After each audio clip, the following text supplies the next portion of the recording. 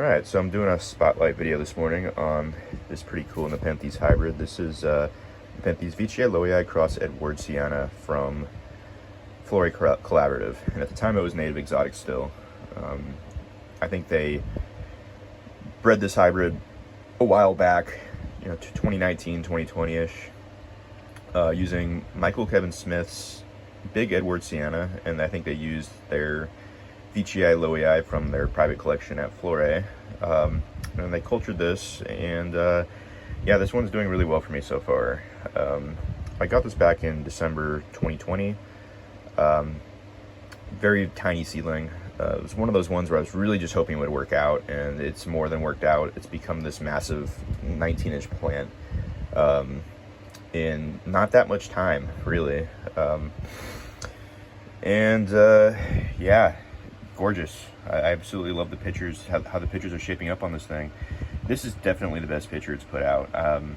I liked the last picture, but this one, to be honest, I think has a better shape. The peristome, I think it looks better when it's less serrated and it's more like Edwardsiana. The last picture it put out,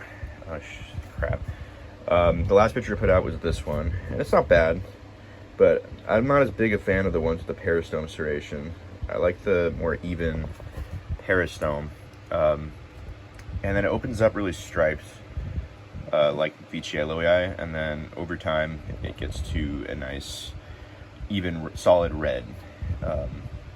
But this one is just super toothy, and the pictures are big too. I mean, this is a 9-inch picture on this right here, and since they get about the length of the tendril, I'm thinking that the next picture, the one right here, this one's about a foot-long tendril, so the next picture has a chance at being probably a foot in height. So it'll be interesting to see how big these really get. And I know the uppers are going to get huge because Edwardsiana creates huge uppers, and veitchii lowii also creates huge uppers. So I doubt they're going to be the most colorful things ever, but they're going to be massive and toothy and well ribbed, so that's going to be really cool to see. And this one's not fully colored up yet, but I kind of like seeing the plant in multiple color stages and being able to show it in multiple color stages.